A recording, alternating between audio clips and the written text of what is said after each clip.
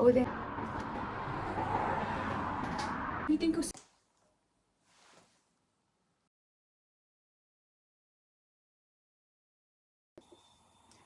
මම දැන් හදන්නේ දවල් ලන්ච් එක ලෑස්ති කරගන්න.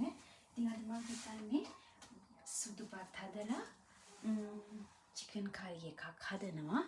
බීට්‍රූට් සලාදයක් හදලා පරිප්පු දාලා නිවිති හදනවා. ඒක තමයි අද මම ලන්ච් එකට හදාගන්නේ.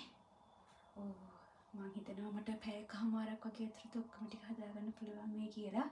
අපි චූටි පෙට්ටිය නම් මේ වෙලාවේ ඉස්සරහට වෙලා සෙල්ලම් කර කර ඉන්නේ යා තනියම. ඒවට මට යා හොඳට පේනවා. මොකද අපේ කිචන් එකයි ලිවිං රූම් එකයි තියෙන්නේ එක ළඟ. ඉතින් යා ලිවිං රූම් එකේ ඉන්නකොට මට පුළුවන් කිචන් එකේ ඊන පින කටයුතු ටික කරගන්න. මොකද ඒක යා රූම් එකේ හිටියම මට පේන්නේ නැති නිසා මම ලිවිං රූම් එකේ වෙනම මැට් එකක් දාලා එයාට වෙනම ප්ලේස් එකක් හදලා තියෙන්නේ. එතකොට එයා ඒව බල බල කෑ ගහනවා. සෙල්ලම් කරනවා. ඉතින් මම ඒ ගමන් කිචන් එකේ මගේ ලන්ච් එක මම ලන්ච් එක හදනවා. ඒ වල ටික කරගන්නවා හිමින් සැරේ. ඔව් ඉතින් දැන් මම හදන්නේ ලන්ච් එක හදාගන්න ඉක්මනට. ඒකට සලාද් එකටයි නිවිති එකටයි ඔක්කොට එකට මම කුළු බඩු එතකොට ලුණු මිරිස් ටික ලියා ගන්නවා එකපාරටම. ඒතර ලේසි ඉක්මනට හදාගන්න. ඉඳ තියෙන වෙලාවට නැත්තම් බබත් එක කරන්න ගියාම අමාරු වෙන්නේ. ඒක හින්දා මම ඔක්කොම ටික ඉක්මනට ලියා ගන්නවා. ලියාගෙන ඇත්තටම හිමින් වැඩ කරන්න වෙන්නේ නැහැ. කොච්චර වෙලාව තිබ්බත් බබා ඉන්න හින්දා මට හිමින් වැඩ කරන්න වෙන්නේ. මොකද එයා කොයි වෙලාවෙ ටිප වෙයිද දන්නේ නැහැ. ඒක හින්දා මම පුළුවන් තරම් ඉක්මනට හැම වැඩක්ම කරගන්න බලනවා. එයා සෙටල් වෙලා ඉන්න වෙලාවට. එහෙම නැත්නම් ඉතින් මට හස්බන්ඩ් ගෙදර ඉන්න වෙලාවට නම් මං හිමින් සෑරේ වැඩ කරන්නේ. එයාට ඔයාලට හෙනවිදි සද්දේ. එයා හැම ෆුඩ් නැත්තම් කේ ගන්න. ඒවට මට එයා හොඳට පේනවා මෙතෙන්ට. හින්දා අවුලක් නෑ.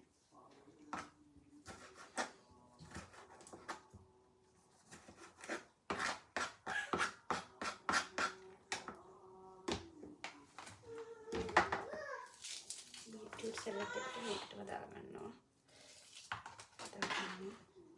කරි ටිකක් දානවා. මිරිස් දානවා. සුදු ලුණු දාන්නේ සලාද් එකට.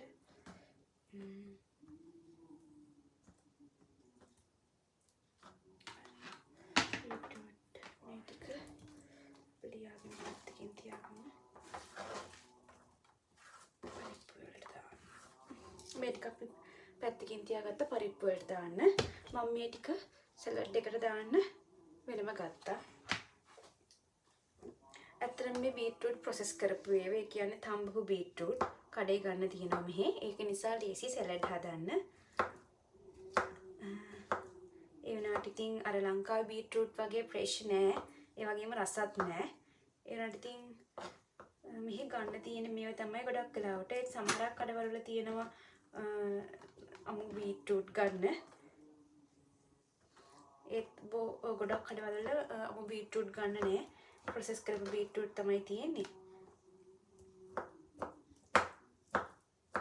ඒක සලාඩ් හැදුවම රසයි. දෙහි දාලා.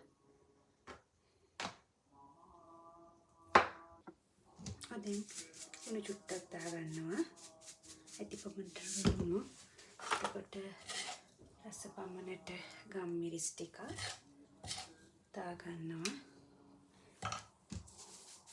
මේ ටික විතරයි. ඊට පස්සේ ලෙමන් ටිකක් හොඳට දාලා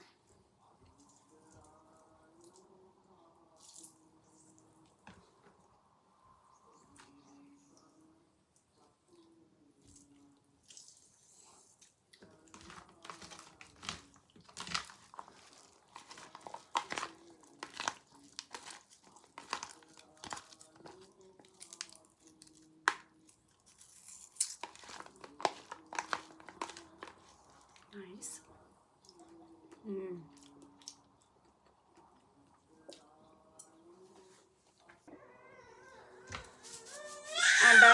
Putu, Amma is coming.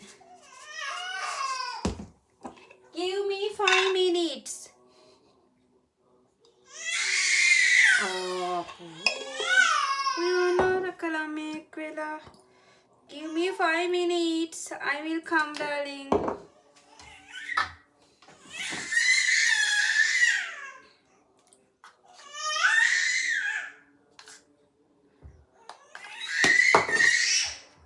Give me 5 minutes. Amma will.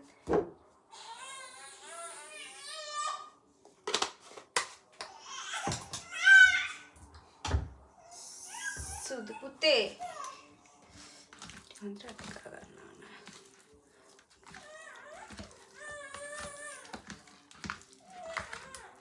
Marinate වෙන්න වගේ තමයි මේ විදිහට කුඩු බඩු දාලා මම හොඳට ඒ ටික අප ගා ගන්නවා මෙහෙම.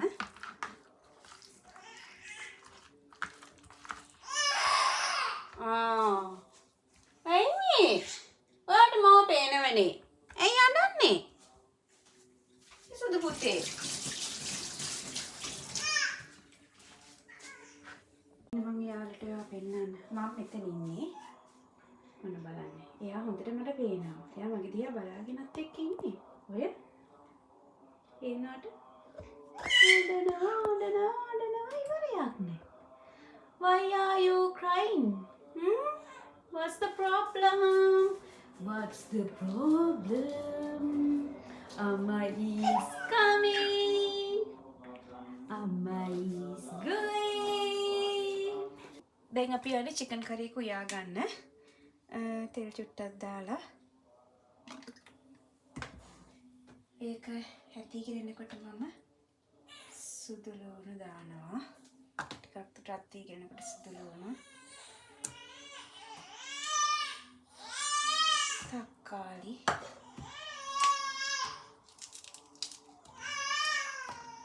මිරිස් කරලක් දානවා. ඊට පස්සේ තව සුදු ටිකක් දානවා. සුදු පුතේ ඉන්න මෙලම I can see you. You can't see me? Kyle, I can see you. You can't see me? ඒකනේ. බොරුවට අඬන්න එපා. බොරුවට අඬන්න එපා. එයාට මාව පේනවා. ඒ වුණාට එයා බොරුවට අඬනවා. එයාගේ හැටි.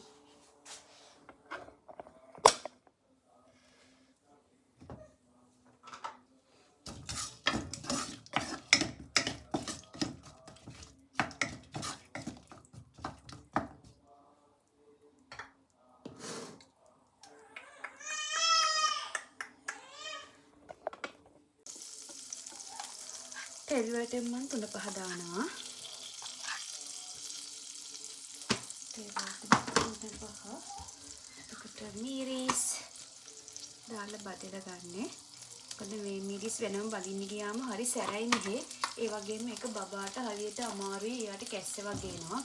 ඒකින්ද චිකන් හදනකොට ගොඩක් මිරිස් කළු පාට වෙන්න බදින්නේ නැහැ.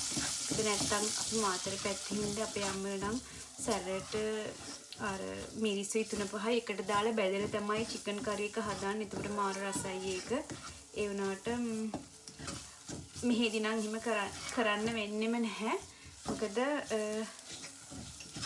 එතකොට මේ ගේ පුරාම සැර යනවා. එතකොට හරි අමාරුයි බබාලට ඉන්න.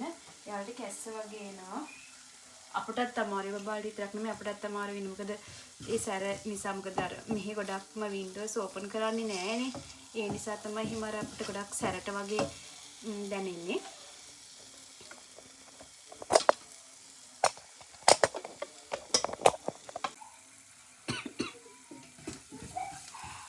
ඔව් දැන් මේ ටික හොඳට බැදලා තියෙන්නේ. ඒ නිසා චිකන් ටික මැරිනේට් වෙන තිබ්බ චිකන් ටික 10 minutes වලින් විතර තෙල් එකම දාලා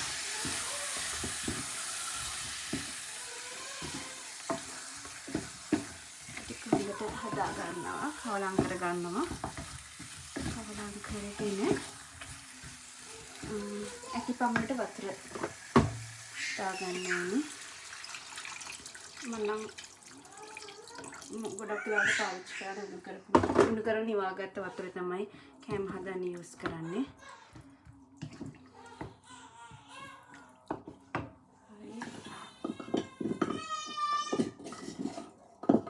ගමනට ගම්මිරිස් ටිකක් උත්තා ගන්නවා. ඊට පස්සේ මේක සාමාන්‍ය මත ගින්දරේ ටිකක් වෙලා තැම්බෙන්න තියන්න ඕන.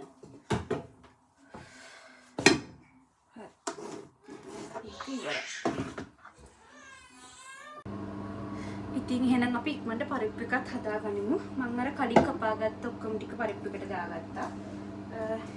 තමන්ට ලුණු ටිකක්. ඔයාලට ඉතින් පරිප්පු හදන්න කියලා දෙන්න ඕනේ නෑනේ. ශ්‍රී ලංකාවේ ඉන්න අපිට පරිප්පු හදලා පරිප්පු කාලා নানা ප්‍රකාර විදිහට පරිප්පු කාලා හොඳට පුරුදුයිනේ.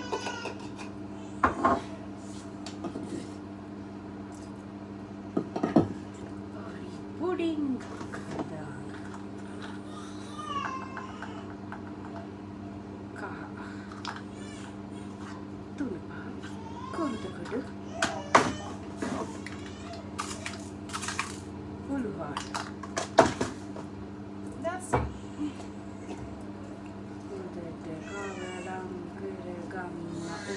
කවලම් ෆයින් කරගන්න ඕනේ.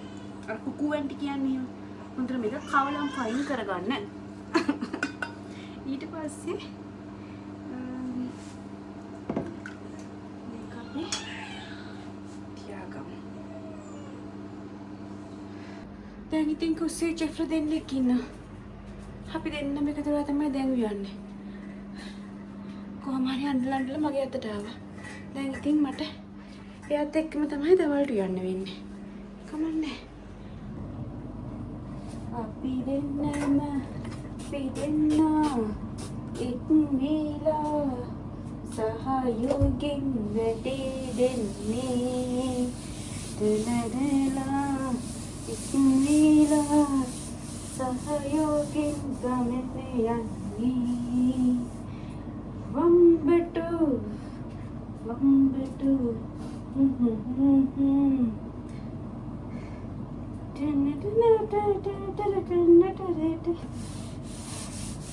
දැන් ඉතින් චෙෆ්ලා දෙන්නෙක් ඉන්නවා. එක්කෙනෙක් නෙමෙයි මේ ගෙදර චෙෆ්ලා දෙන්නෙක් ඉන්නවා. පේනව නේද? එක්කෙනෙක් මම අනිත් එක්කෙනා මෙයා.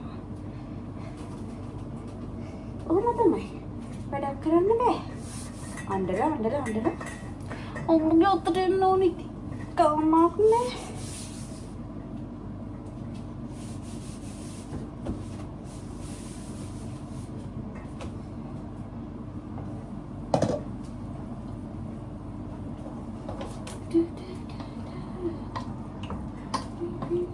මිරිස් සැරයි. ඔයාට සැරයි මේවා. ඔන්න තව ටිකකින් ඉහනවා. කොහෙද ඉතින් අහන එකක් නෙවෙයිනේ. අහන කෙනෙක් නෙවෙයිනේ.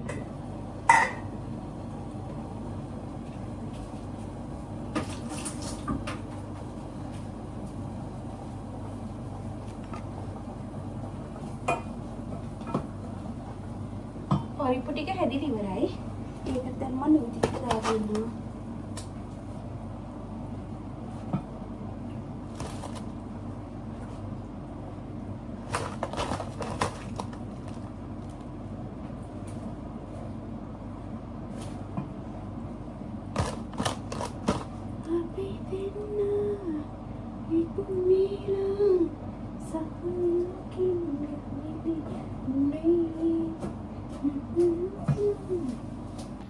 ඔය දැන් අපේ ලන්ච් එක රෙඩි.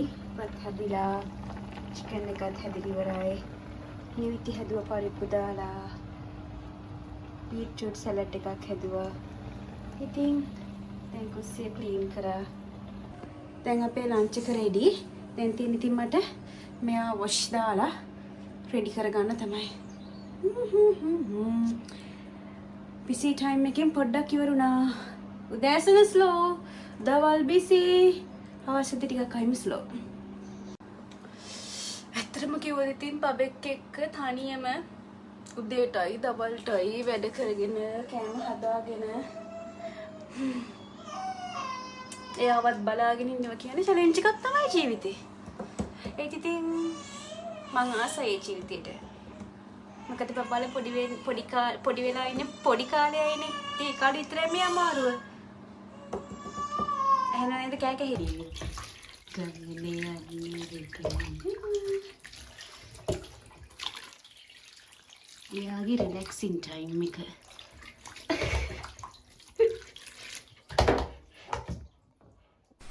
ඉතින් උදේම නැගිටලා දවල්ටත් කෑම හදලා තියලා කුස්සියේ මාස් කරලා බබාවත් ලෑස්ති කරගෙන මම මේ ඉක්මනට ලෑස්ති වෙන්නේ බබත් එක්ක යාගේ children meeting එකට යන්න. ඒ children meeting එක හැම Thursdayම දවල් 1:00ට පටන් අරන් 3 වෙනකන් තියෙනවා. ඉතින් මමයි බබයි හැම Thursdayම මේ වගේ උදේ ඉඳන් යුද්ධයක් කරලා කොහොම හරි රෙඩි වෙනවා ඒකට යන්න බලාගෙන. ඉතින් ඒකට තමයි මම මේ එයාවත් රෙඩි කරගෙන ලෑස්ති වෙන්නේ. මම වැඩි මේකප් දාන කෙනෙක් නෙවෙයි. ඒත් ඉතින් ඉඳලා හිටලා එළියට යද්දි පොඩි මේකප් එකක් දාගන්නවා.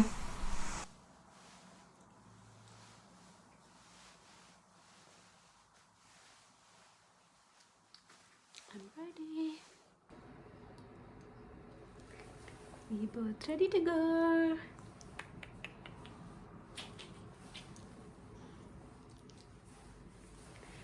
අපි දෙන්න යන්න ලෑස්ති වුණා.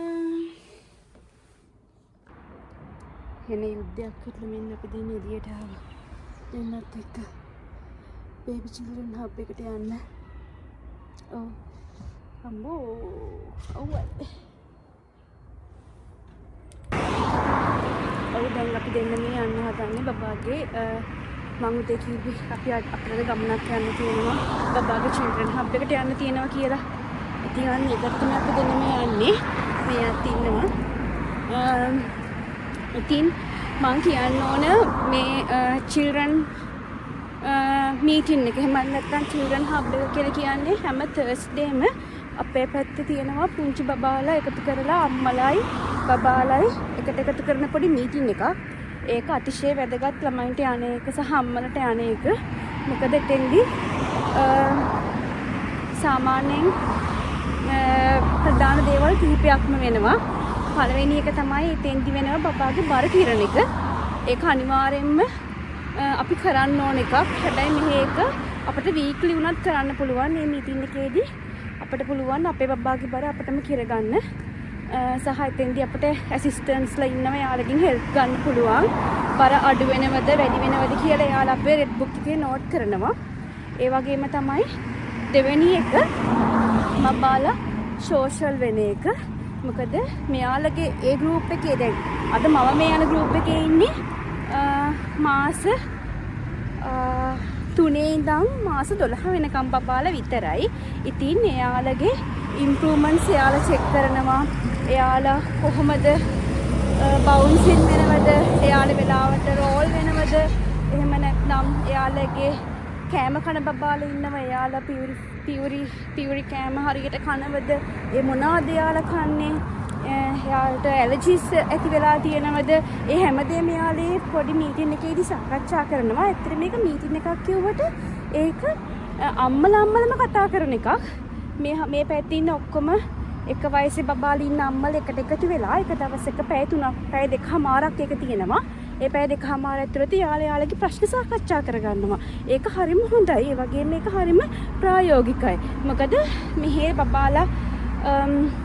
මෙහි බබාලට එතකොට ප්‍රශ්න අඩුයි. ඒ වගේම එයාලා ඉස්කෝලේ යන්න පටන් ගත්තට පස්සේ මේ පැත්තේ ඉස්කෝලවල වලට යන්නේ ඒ ළමයිම නේ. එතකොට අපි කලින් ඉඳන් ඒ ළමයිලගේ ඒ අම්මලගේ දෙමෝ ඔව් ඉතින් මේ මීටින් එකේදී විශේෂයෙන්ම කතා වෙනවා ඊට අමතරව බබාලට තියෙන ස්කින් ප්‍රොබ්ලම්ස් මොනවාද ඒ සීසන්ස් වලදී එයාලට මුණ පාන්න වෙන ස්පෙෂල් දේවල් ගැටලු මොනවාද කියන එක කතා වෙනවා. ඉතින් ඒකත් හරිම වැදගත් වෙනවා අපිට. මොකද අපි අලුත අපේ ෆස්ට් බේබි නිසා අපි ගොඩක් දේවල් දන්නේ නැහැ. අනිත් එක අපි අපේ අම්මලගෙන් අපේ ලංකාවින් අපේ අම්මගෙන් ඇහුවත් අම්මා කියන්නේ ඒ රටේ තියෙන හෙල්ත් ස්කින් ප්‍රොබ්ලම්. නමුත් ඒක සමහරක් විට මේ වගේ රටකට ආවට පස්සේ වෙනස් වෙන්න පුළුවන්. සමහරක් විට යාට රෑෂස් වගේ හැදෙනවා. වින්ටර් කාලේ වින්ටර් රෑෂස් හැදෙනවා. සමර් කාලේ සමර් රෑෂ් හැදෙනවා. ඉතින් ඒවට ගාන ක්‍රීම් එහෙම වෙනස්. ඉතින් අර සාමාන්‍යයෙන් ඔය බබාලා ඉන්න චිල්ඩ්‍රන් මීටින් එකට එන අම්මලා ඔය ඔක්කොම දේවල් දන්නවා. මොකද සමහරක් වෙලාවට එයාලගේ සෙකන්ඩ් බේබි වෙන්න පුළුවන්. තර්ඩ් බේබි සමහරක් වෙලාවට ෆස්ට් බේබි ඉන්න අම්මලා ඒ වුණාට එයාලගේ රටේ තියෙන දේවල් කොමන් දේවල් දන්නවනේ. ඒ නිසා අපිට වඩා දැනුමක් එයාලා ගාව මේ සම්බන්ධව තියෙනවා ඇත්තටම. ඒ නිසා අපි එයාලත් එක්ක කතා කරද්දී සහ ඉතින් අපි දෙන්නගේ හවස ගෙවුනේ ඒ විදිහට. ඉතින් මේ වගේම ලස්සන දවසකින් අපි ආයිමත් හමු වෙමු. එතකන් ඔයාලා හැමෝටම සතුටින් ඉන්න, ආරක්ෂිතව ඉන්න පුළුවන් වෙන්න ඕනි කියලා මම ප්‍රාර්ථනා කරනවා. අපේ channel එකට subscribe කරගෙන යන්න අමතක කරන්න එපා. හැමෝටම තෙරුවන් සරණයි.